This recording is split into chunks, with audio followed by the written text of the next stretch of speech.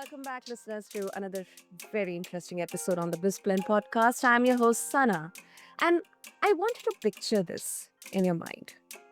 You have made hundreds of calls. You have heard no so many times. Some of them may have blocked your numbers, disconnected the call, or you just sent a voicemail to them. Now, so many times doing this, the word itself, it loses meaning.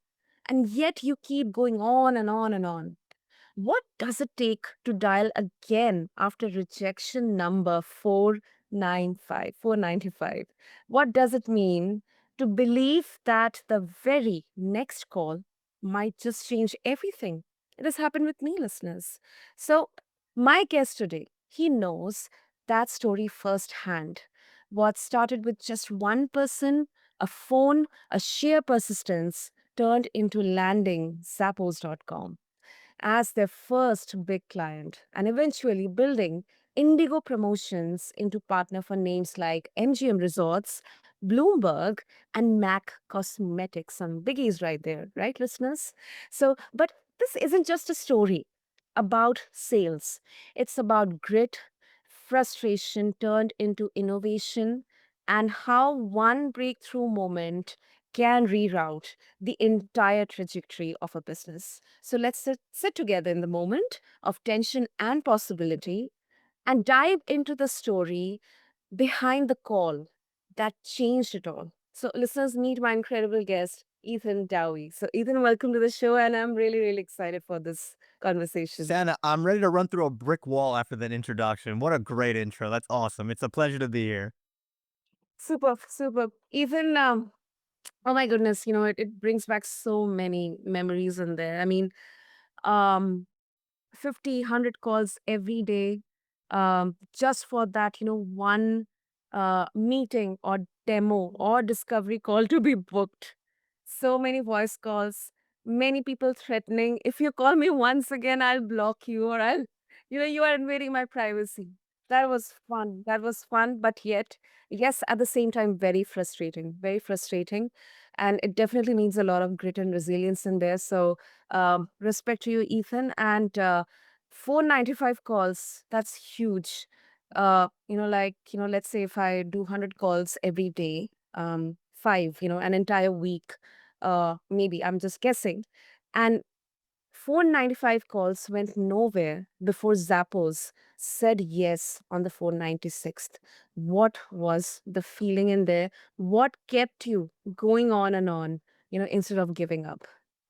Well, it's so funny because to bring everyone back to year one, day one of Indigo, which was February in 2021, I didn't know what I was doing. Like, it wasn't like I was coming from this spot of I had all these merch ideas and I knew what I was doing in merchandise and I knew how to grow a business and I knew how to manage employees. I didn't know anything. So to me, I just kind of sat back and said, okay, I have this business now. And step one to me is to get clients, even before I even know what I'm doing. So I was kind of just on autopilot. And in my mind, for some reason, that was the step one to start this thing off, to kick this thing off and get it going. So I just was finding numbers. I was dialing them. I didn't know what to say. I didn't have a script. I was kind of just going off of the dome. So it's not like I was doing anything structured or right.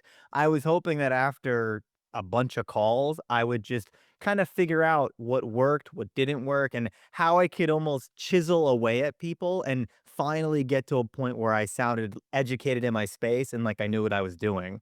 And it truly did take 495 calls to finally get to one where I was like, hold on, I feel good right now. Like I know what to say. I'm kind of feeling them out a little bit. And when I finally did to get to that cold call where I called Zappos and I got through and I get a contact number and I get an email, I was just like, wow, like I did it. And I always say people have like a it's over type moment in their story of business building. That was really mine because it was the first bit of success that we had where it was just it was all positive and it was a step in the right direction.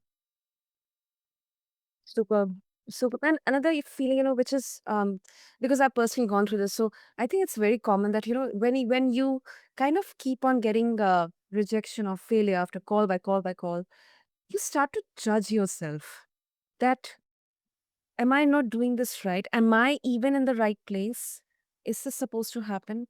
I think, and that sense of judgment and failure, it kind of consumes you from inside out. So uh, did these kind of thoughts come into your mind, when you got so many rejections doing those 495 calls? Oh, for sure. I mean, I think I am fortunate that I was very okay. I was very real with where I was at. Like I knew that I think it would have been worse if I was coming from from a spot in my career of, like, knowing everything, because then the calls not getting through and not getting to anybody would have impacted me more. But I looked at it as, "Okay, I'm kind of a rookie in this industry. I don't really know my stuff. So, yeah, I have to be slapped around a little bit by people." So, it kinda just gave me an excuse to fail and to be Mm. okay with not achieving anything for that first entire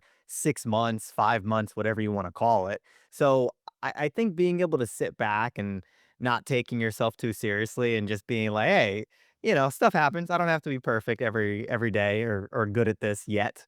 And just knowing that you're eventually gonna get better, that's a very powerful mindset tool right there, no matter what business you're in. And, I use it to this day. I still cold call people when I have the time. I still cold email people and set up all these campaigns, and we still get people who say like, "We're not interested," and, kick rocks. And now that I've heard it so many times, it's like just second nature to just kind of take that in and it make sure it goes out the other ear. But starting out, it's definitely harder to do that. And I think not taking yourself seriously is step one there to make sure you don't get too affected by it.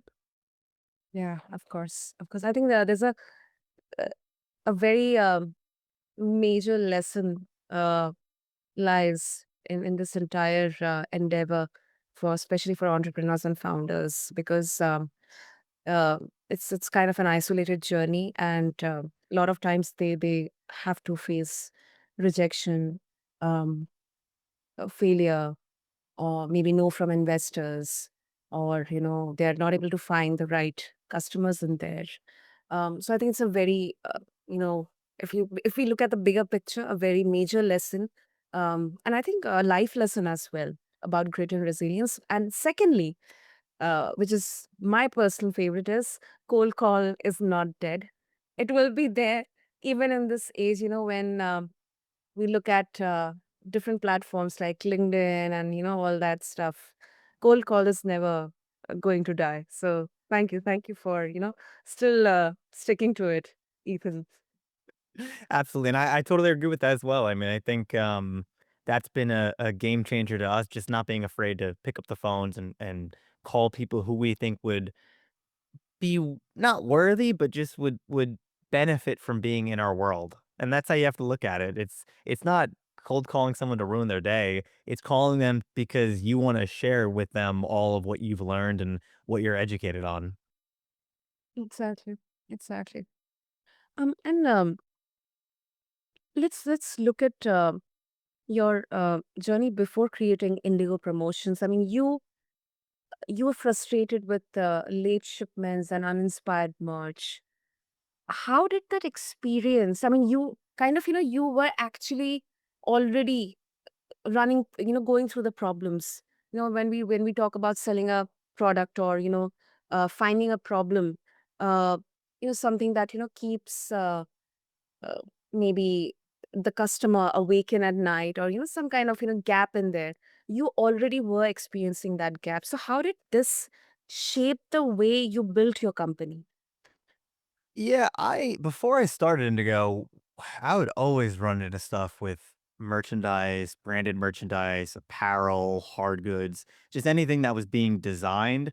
And I noticed right away that there was so many small details that people had to keep up and in their mind and just like take notice of, that it was becoming harder and harder for people to deliver a good product that was exactly like their clients like. This industry, merchandise, it has only gotten more complicated as time has gone on.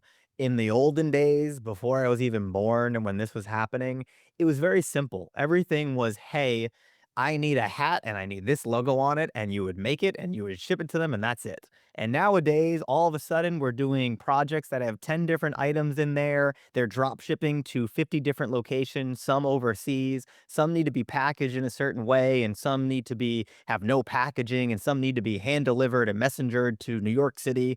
And I say that because there's so many complexities that come up that it's only getting harder to deal with all them and stay in the loop and stay on top of everything. So realizing that, that was my biggest motivation for starting Indigo, because I just felt like it was so complicated already, and I knew it was only gonna get even more complicated, and I felt like the people who were in the industry at the moment really weren't trying to stay up to date with the times, and they weren't trying to keep swinging with everything that was going on to make sure that they're keeping their company above the water and above all the trends that are happening and above all the processes that need to be implanted. So that was really the main reason I wanted to start Indigo, because I felt like I was young and hungry enough to stay up to date with all of the complexity. Hmm. I think it kind of became your purpose. Oh, 100%. Yeah. I mean, I think for the past 5 years, we've it all what started small is quickly growing big, and it's only getting more and more important to me to deliver on the promise that I wanted to be able to make when I first got in the industry. Mm, right. Okay, now I would like to go back to the moment, when Zappos said yes to you on the 496th call. How did you handle the pressure of having your first and only client be such a big name? Because if I were in that particular situation, first of all, for the first few minutes, I wouldn't have even processed, what just happened. And then I would have gone like, completely blacked out. What should I do? How should I approach this? I'm really anxious. I'm really, I'm really, I don't have any clue how to go ahead with this. So how did you handle it, Ethan? I've always been the type of guy that I love biting off more than I can chew. That's just like if I had to pick a ethos for just my personal brand or how I am or how I act on a daily basis, I love biting off more than I can chew and trying to figure it out. And I think early on, that's kind of what I took to Indigo when because it was just me. It's not like I had a whole team of people and funding behind me. It was just me and my credit card and whatever I could figure out to pay for. Um, so I knew that it was gonna be a challenge because now I have this big client on my list, on my roster, and I don't necessarily know what I'm doing yet. So it was kind of funny to think about because it was this like chicken or the egg situation where I knew I needed big clients to bring in revenue, but at the same time, I also need to know what I'm doing. And it's the best kind of, feedback you can get as an entrepreneur is from clients who are actually using actually going through your business and purchasing and getting your product and receiving it on a day-to-day basis. So where Zappos was really cool is they kind of were cool with me educating myself as we built our relationship, and that I will be forever grateful for them, because it was like on the go learning. We have a project, I'm learning about the industry and everything else as the project is going on, and that type of pressure, like, it puts you in a state where you're just so hyper alert because there are other people out there that are better than you at what you're doing, and even though they're better than you have this opportunity in front of you that you have to step up to the plate with and figure out how to make work, or else you're not going to get any more opportunities. So to this day, there's still a client and they're people that I have become friends with and love them to death. And it's just all came from that one call that eventually got through. That's really heartwarming, Ethan. And now some people here would argue that making 495 calls, it's like and that to failed calls, it's a waste of time, that smarter entrepreneurs, they would look for some better option. They would pivot very soon. Do you think persistence is always a virtue, or it can become stubbornness? That's a great question. I feel like one of the best pieces of advice that I got early on, even I think I even heard it before I started Indigo, was you have to do things that actually don't scale early on. And the reason why I feel like that's relevant is because nowadays, my company and my team, we don't have time to make 495 calls to no avail. But at the time, I did.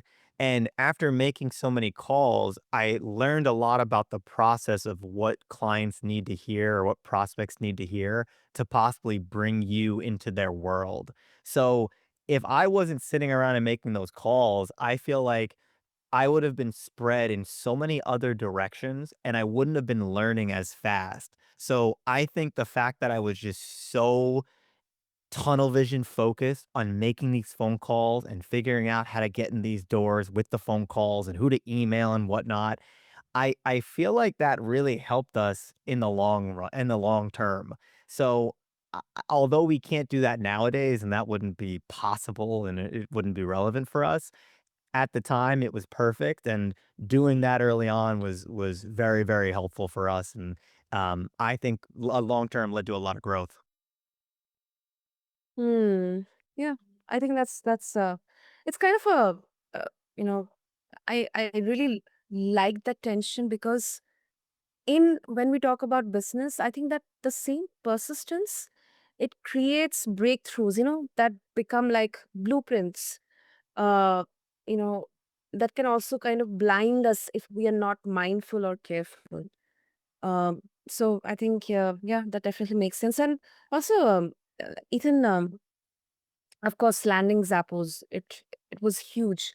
You have, huge clients like MGM Resorts, Bloomberg, then Mac Cosmetics. These are really some big brands out there. But now, some founders, they would say that relying on big client early on, it's a risk, almost, dangerous, because it can really kind of reduce our focus towards scale or growth. Do you think that gamble helped you or hurt you in the long run?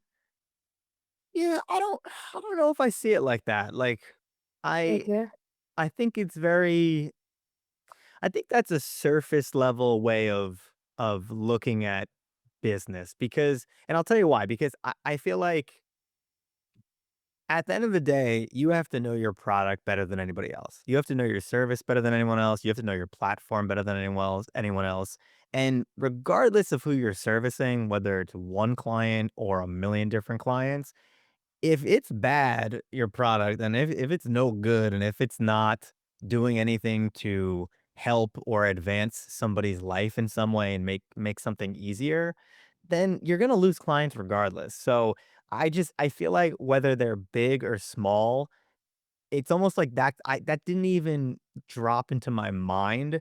It was more so just perfecting our craft so that we could then choose whoever we wanted to work with, and we could then have the ability to be in whatever room we wanted to be in. And now that we're able to leverage such big companies and use their names and say we work with them and show off their projects, that alone has gotten us into different rooms with bigger, clients than even them.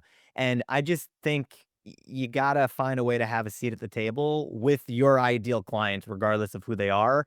But your product has to back you up, and then you'll get to that point where you can use it as a branching off point.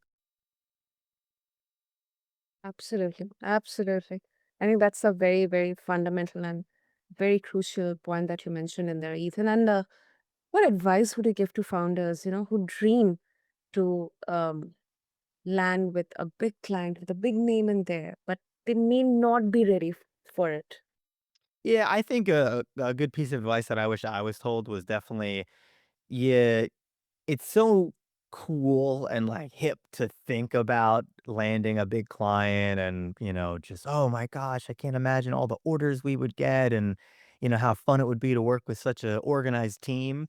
But you have to make sure that you're organized yourself and that you have educated yourself and have built up your skills enough to be able to handle someone that is a huge client. Because sometimes you get in these doors, but you shouldn't have even been there yet. And that was my situation all day long because I'd be talking to these big companies and I barely knew what I was even speaking about in year one or year two. And it's funny now looking back because I was just like, I can't believe I was talking to them and I thought I knew what I was doing. But I think you really have to be mindful and to a degree be realistic with where you're at with your skills so that you know if you and your team can handle what you're targeting. Business is a tough game. It's fun and I love it, but it is a tough game that you have to, there's a lot of things to master and knowing what you can handle and what you're ready for is definitely one of them that not many people talk about much. Wow. That's a really good one, Ethan. Really good one. Ah, great. And finally, if our listeners they would like to connect with you, Ethan, and explore more about Indigo promotions, and more, and they would like to seek more wisdom from you, what would be the easiest way? Yeah, I love talking to people I love talking to people who have, I guess just heard me speak about really anything. And if anyone needs some type of brand assessment of where their merchandise is at today and explain what they're trying to do and get a opinion of it from someone who's been in this industry for 5+ years, just go on Instagram, follow me at Ethan Dowie, ETHANDOWIE, and then just DM me brand consultant and then I promise you, I will hop on a call with you. I'll figure out where your merchandise is at today and see how it's possible to level it up. So follow me on Instagram at Ethan Dowie all day long. Super, super. I'll make sure to have all the links in the show notes for all of you listeners. And Ethan, thank you so, so much. I think, many of people out there, they would call that, if you're getting 1 in 100 calls conversion, then it's just sheer luck. There's no talent out there. But I do not agree. It definitely, it was a moment for you that was earned through every single rejection, no before it. So thank you so, so much for sharing your journey and wonderful, wonderful, very practical insights.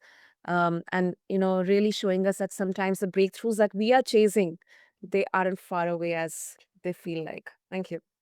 Well said. Thank you so much for having me, Santa. I really appreciate it.